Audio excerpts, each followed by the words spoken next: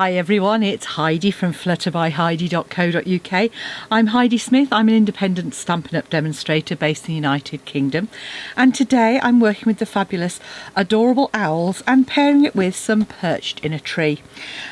So Adorable Owls are a celebration item. It's a stamp set that's available if you spend £45 on any Stampin' Up! Products. And I just thought it was such a cute little one, and I just thought what better to have a little wobbling owl. So he's just on a little wobble mechanism. You can buy them. I got mine from Amazon, sort of action wobbles, wobble springs, things like that. Obviously you don't have to do that. You could just have him perched on the tree, or hit her perched on the tree if you wanted. And then I thought that what better way to use the perch in a tree, which I've used here for this background and also for the branch here as well. And I've just used the blossom die in this one to make it look a little bit more spring-like. It's wishful thinking on my part. We've actually had a bit of snow today, so but that's what we're doing. So the perch in a tree has these stamps and then dies to coordinate, which include this lovely blossom die, which is the one I used, and the tree branch die as well. And as you know, I often have stashes of ones already either stamped or die cut ready to go, just to make life easier. I've used some Blushing Bride and Polished Pink for this, and then I've combined two of the sentiment stamps with Hoot Hoot You're So Cute, so I've just cut out the Hoot Hoot and the It's Your Day to make this a more of a birthday card, and now just stamped on the inside of it as well. So let's get started with our little owl first of all. So I will go through the measurements. I thought, as I've done that one landscape, I'd do this one portrait, just to change it up a little bit. So I've got some basic white cardstock, and I'm just going to stamp my branch on there. And this is a long thin stamp, as you can see, so because of that, because it won't fit onto my ink pad all in one go, I'm turning my stamp upside down and then just inking it up before I stamp it. And this is a cling stamp. That means it's red rubber, and these are indicated in some stamps are available just in cling, some just in photopolymer, and some are available in both. And if it's one that's cling, as this is here, then you can just stamp straight down to whatever surface. If it's photopolymer, I would recommend that you use a stamping pierce mat to get a good image. So I've die cut out my branch there, put my die away so I don't lose it.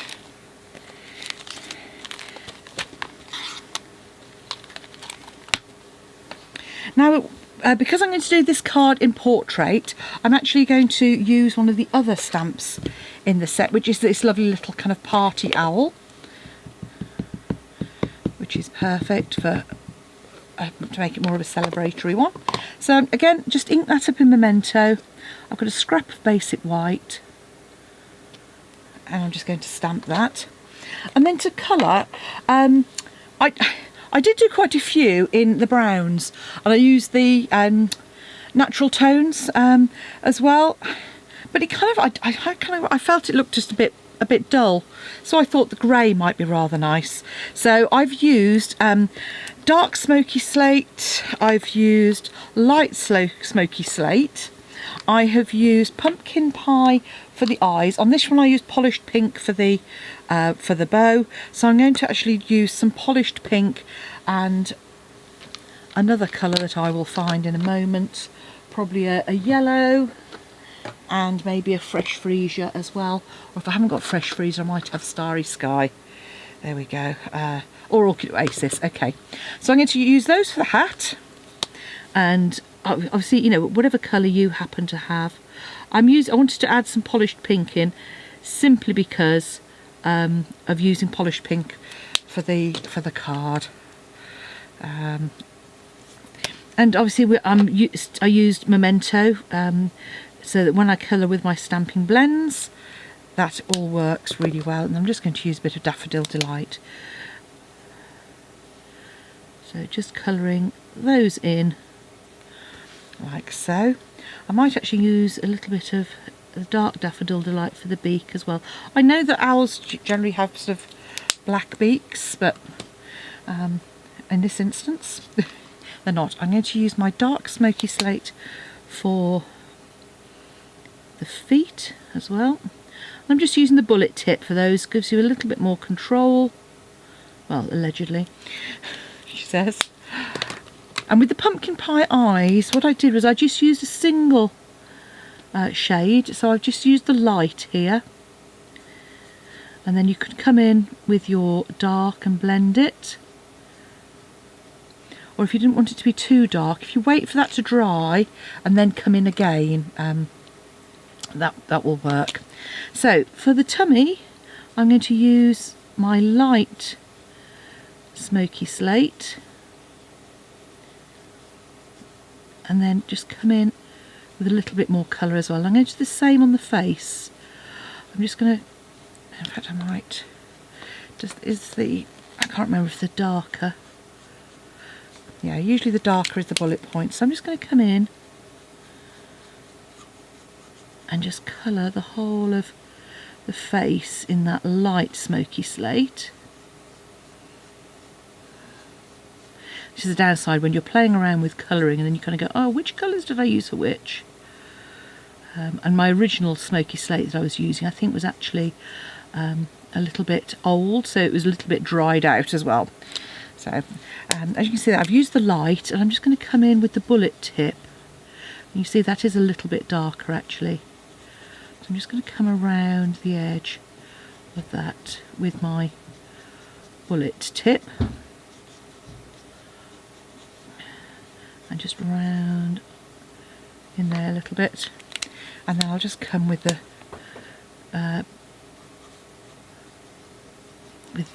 brush tip and just blend that in again. So I'm kind of building up the colour on the outside, just adding a little bit of a lighter shade in it as well. Okay. And then for my for the body, I'm going to use some of the dark smoky slate. And again, I'm just going to come in down that edge and so around those bits where it might be a little bit more definition around their outside edges so that it stands out a little bit more against the contrast of the face as well. So a bit of shading and then just come in with those, and I'm just going over, and obviously with the alcohol that will then move the colour and blend that in after a moment or so.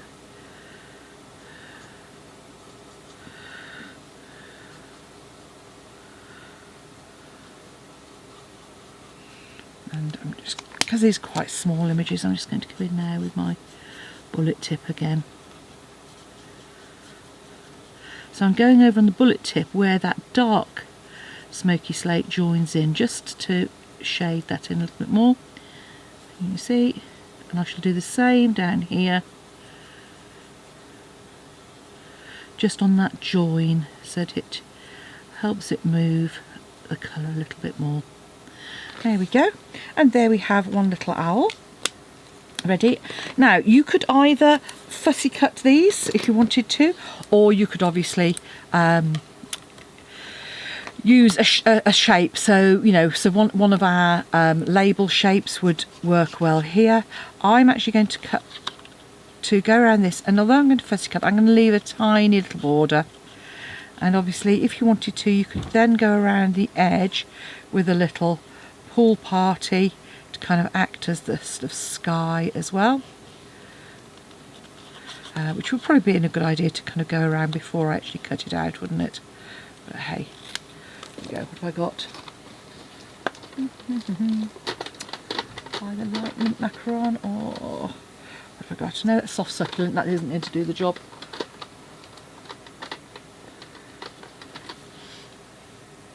Light pool party, there we go. I've usually got a light pool party handy. So I'm just going to, I will do as I've said, and just go around this now.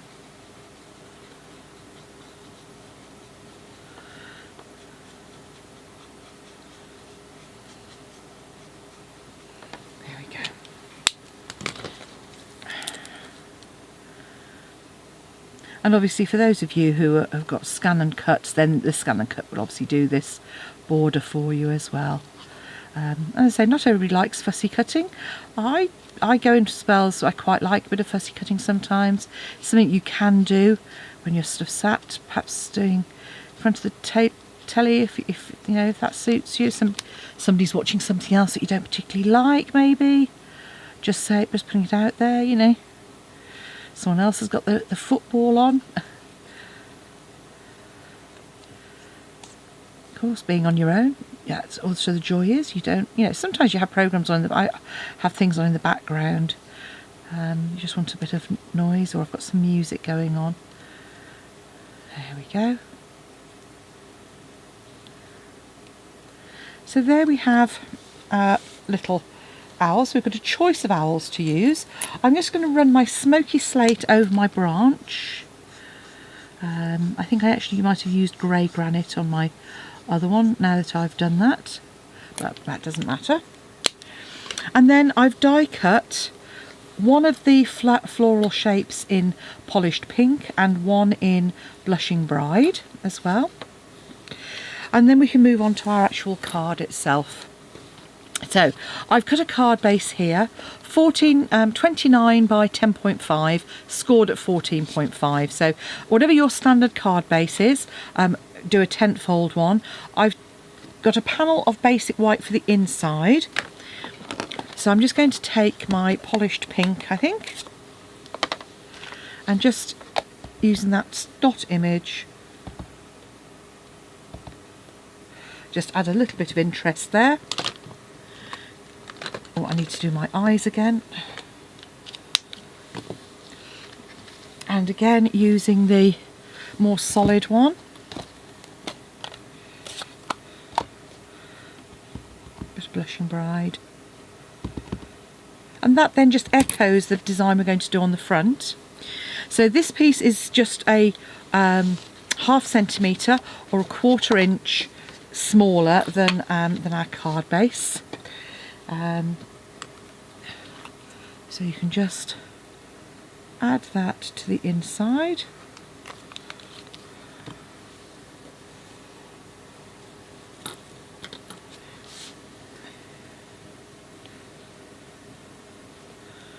And then again, if I do my envelope at the same time, I would use the same sort of pattern on there. There we go. Put that to one side to dry. I've got a layer to go on the front now, which I will gut in a moment, and that is again just the ½ centimetre. So by gutting, what I mean is it's a way of you saving a bit of card, and obviously this is the bit of card that you might use for a bit of die cutting, and I usually line up at a couple of centimetres at most, so about 3/4 of an inch, and I cut all 4 sides.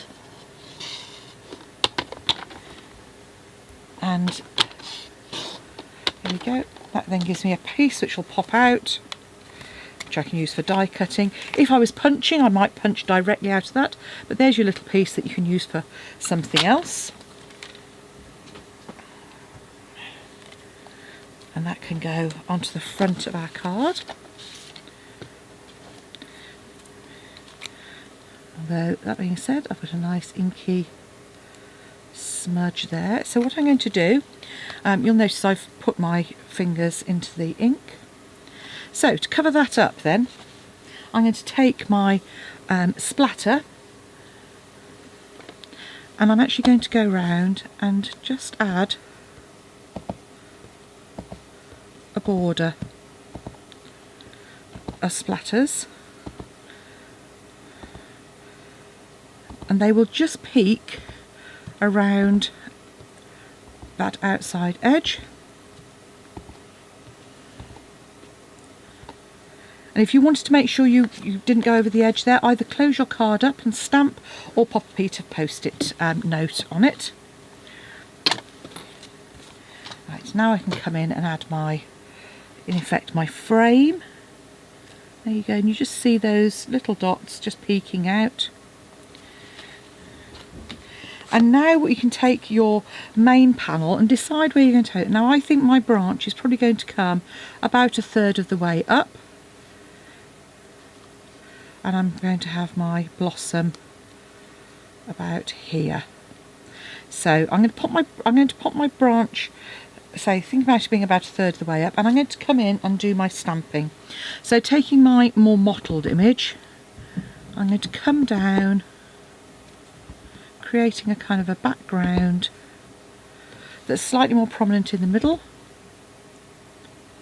like so. That's my blushing bride. And then come in with my polished pink and then just over stamp that. So just come in, and I'm coming out so you get the effect of it both over the top of the blushing bride and on its own, just like so. Okay, so as I said, now what we want to do is attach our two layers. So it's whether you want to have it with the lighter layer on top or with the darker layer as a bit of a shadow, which is what I did previously. So I'm just going to come in with a touch of adhesive. You could obviously cut these out with the double-sided adhesive sheet on it if you wanted to. And I'm not worried about the fact I've got some of those little die cut pieces left in there. You can go through and poke them out if you want to. And all I'm doing is just adding a bit of adhesive onto those and then layering that up and just offsetting it slightly to kind of give a bit of a shadow.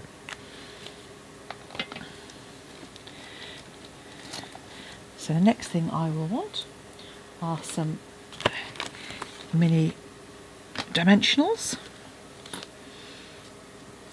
So now with your Tombow, I'm just going to add that just along about sort of just over halfway, and just pop my branch across there,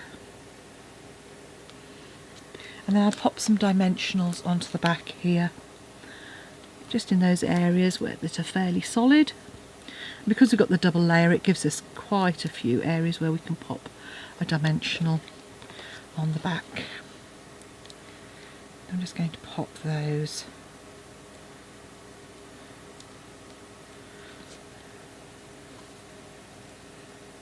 on the top there. Come in and snip from the reverse the branch off as well, like so. So we've added this. Now what we want to do is we're going to attach our wobble, and we need to do our sentiment. So with the sentiment, just grab yourself a piece of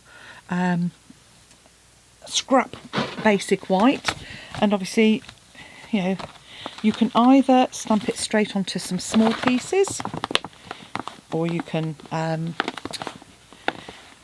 stamp it and trim it a little bit. So I find better to stamp and trim. So I've got my Hoot Hoot and It's Your Day already layered up.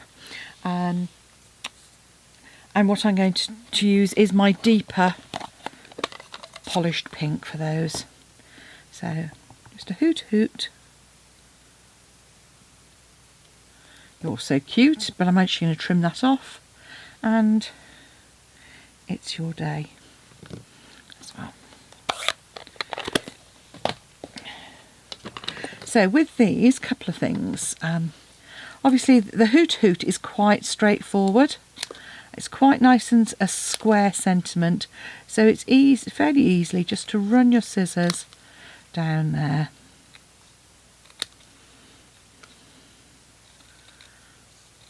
And trim those off like so. And you can do the same with It's Your Day as well.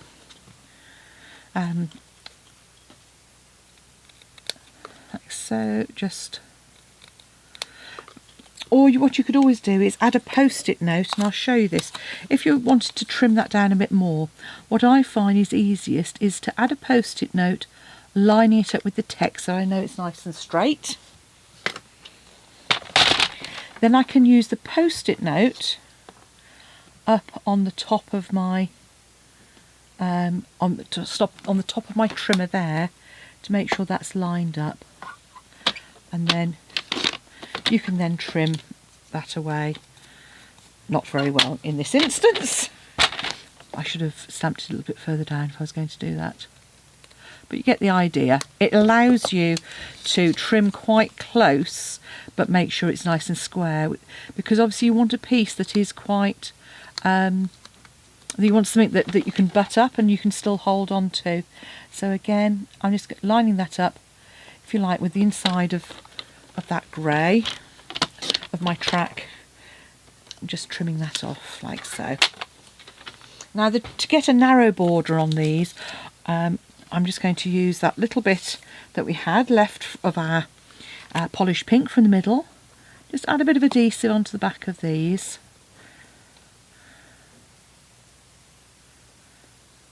Quite often they'll pick up with the adhesive. And if I can, I usually try and pop them into a corner, because that means I've only got, I've got one less edge to worry about.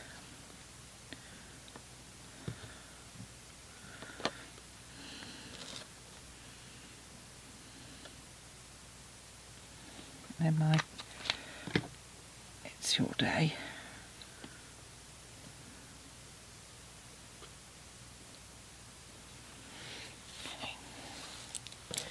So now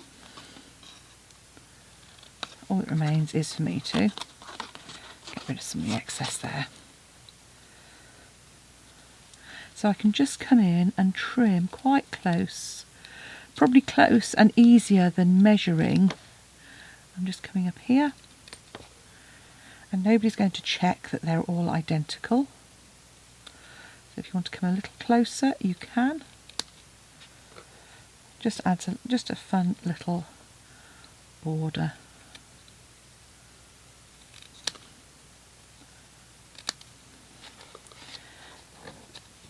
To these.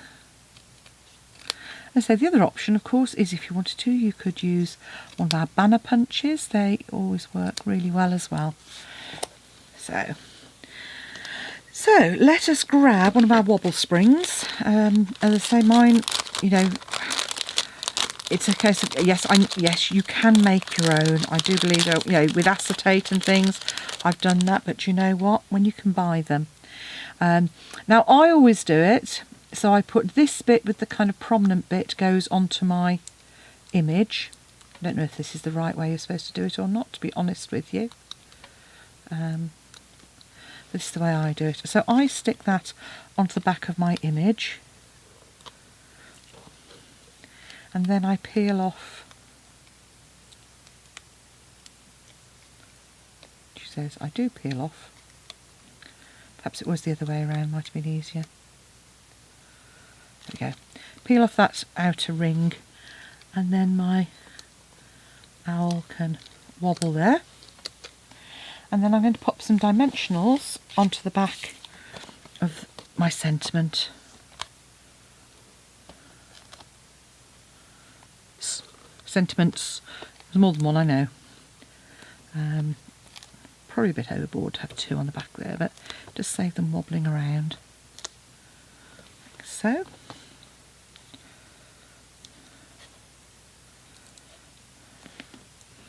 Hoot, hoot, it's your day.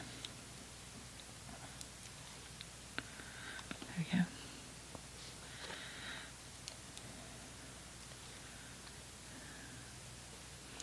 Pop that down the bottom corner. And then all we need to do is add some adhesive to the back of this card front.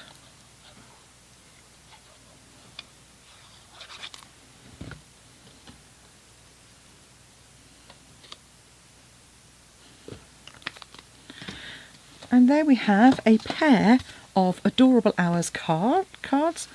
Same elements, same, same colours, but I've just changed the background a little bit here. One is portrait, one is landscape. One's on a white card base and one's on Blushing Bride. So just a couple of ways that you can vary your cards. Thanks for watching. pop back and see me again soon, and don't forget to take advantage of Bration while it's on. Get that free stuff. So spend your £45, choose this stamp set, spend £90 and you can choose either 2 of the level 1 items or 1 of the level 2 items. The choice is yours. Thank you for watching. Bye for now.